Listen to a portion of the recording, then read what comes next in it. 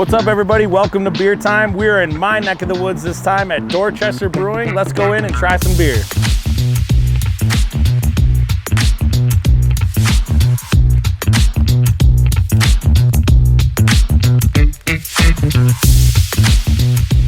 Welcome to Beer Time, folks. We're at Dorchester Brewing, located in Dorchester, Massachusetts. I am with Todd, head brewer here, and today we're going to try a beer called Fest Bier. That's right. Tell us a little bit about this, Todd. This is our, it's great to have you guys. Yeah, thanks for... Great to have you here. Happy to have you guys on the show, too. Yeah, this is our fall seasonal beer. It's a, kind of a fall classic in the craft beer world. Great history to the beer, great story on the state side as well.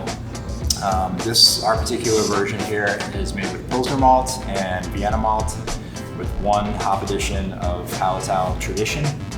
And super smooth, low ABV for longevity. And we're pretty happy with it. Tis the season. Yeah, 'tis the season. Yeah. Cheers. Let's love to see this right here, the color. It's fitting right now too. We'll show the viewers, but you guys just put this new addition on top. We did. And it has a very German beer hall feel, you know? It does, absolutely. Cheers. Cheers.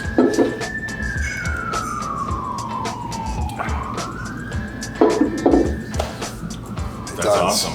Yeah. Yeah, thank you. That's a well-balanced, it's like the flavors are nicely rounded. Yeah, It's really... Bitterness for balance, Yep. and it really leans heavily on the malt character and nice, smooth drinkability. So. Yeah, the Vienna is kind of seems to be the focal, Yeah. I feel like. Yep, the Pilsner's the base, the Vienna brings a little color and a little bit of that malt chewiness to the table. No, it's very good, very good. It's nice because it's that transition. I'm getting excited because I love the fall because it's my favorite season, and then it's also like you're getting away from those lighter lagers and stuff from the summer. Absolutely. And you're kind of like you're almost like citrused out, a little bit. Yeah. And now it's like, oh yeah, let's bring on a little bit more of the spice now. The the caramel notes. Right. You start to like work our way back into winter. And, Right. This is, I think the fall is like, partially the reason why I like it so much is that transition, those transition beers. Yeah, throughout my entire career, this style has kind of signaled that for me as well. You brew summer beer and kind of feed the monster, as it were, all summer long, and then you're just dying for something with a little more body, a little more chew, and this is what you get. So. Yeah, it's great. So how did you get started in brewing?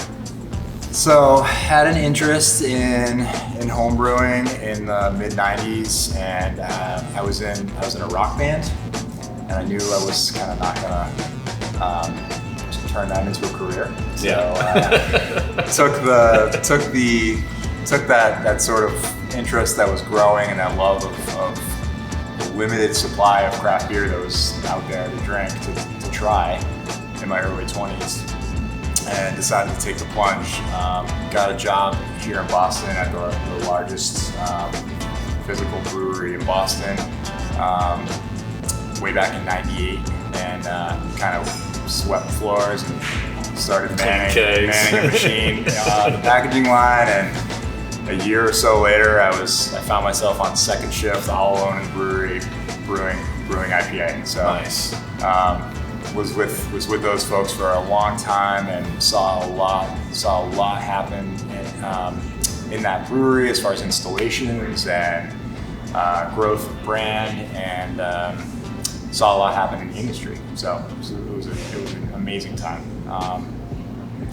Moving on from there, I started a small contracted brand and ran that for a couple of years, and that is kind of what landed me with the current business partners that I have now. Was there ever that like aha moment or that first beer that you brewed that you're like, oh my god, this is actually good? Like I actually nailed it. Like, yeah, for sure. I suppose like going back to the mid '90s in Boston, it was definitely like a brew pub city.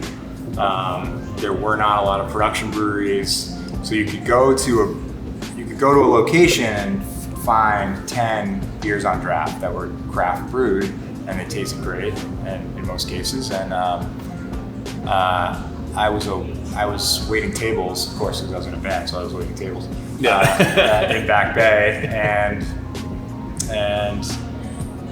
frequented Back Bay Brewing Company, which was operated by Todd Charbonneau at the time, and he had this imperial stout that like made me just go wild and made me think like I want to be a brewer, for sure. So the home brewing ramped up from there, and then, like I definitely had a love affair early on with hops, and I think the sort of home brewing aha moment was revolved around IPAs. Yeah. And getting that,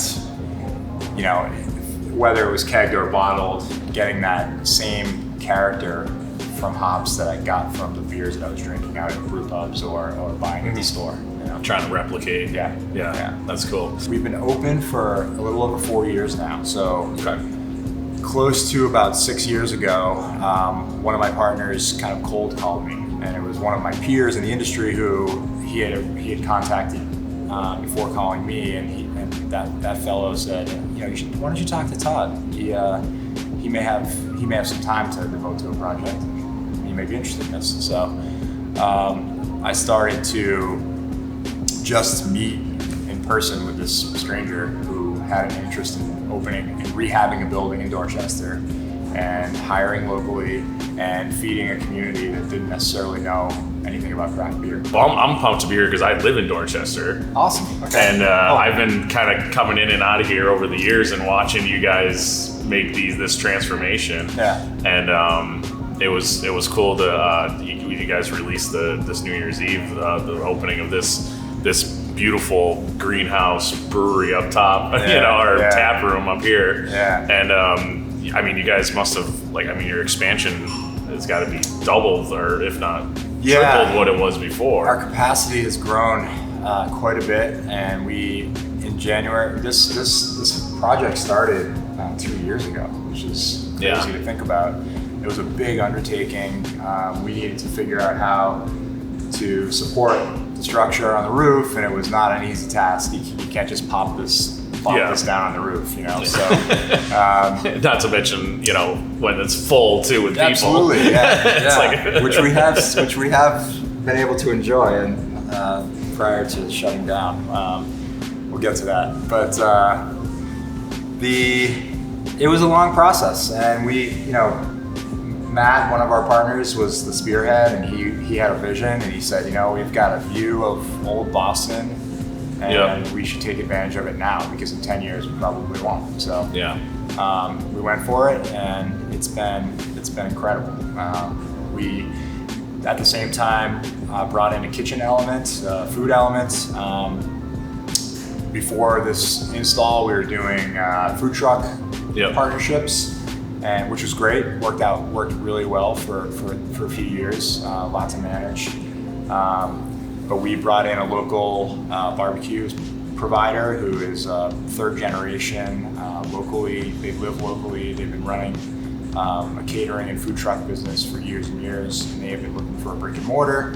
M&M Barbecue. They're just so friendly, and they're fitting into this culture incredibly well.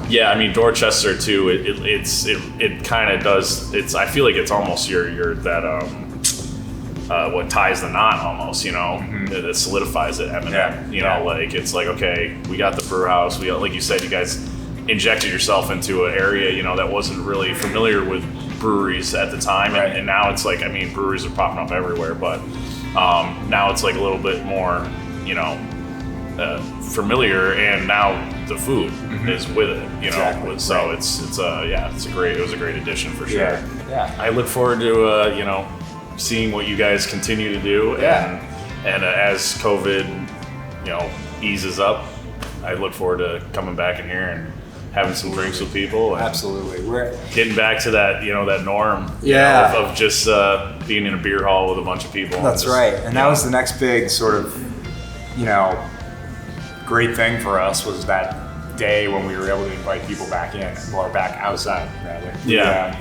the next sort of step in this process was that we tented the patio upstairs here, and we tented our patio. We got, city approval to tent the patio downstairs in the front of the building, and we were able to, from that, begin to invite people back to the brewery. Well, thanks for having us. Yeah. Great talking to you, Todd. Cheers. Look forward to drinking this beer all through October, really. Yeah, absolutely. That's it, guys. Join us next time on Beer Time.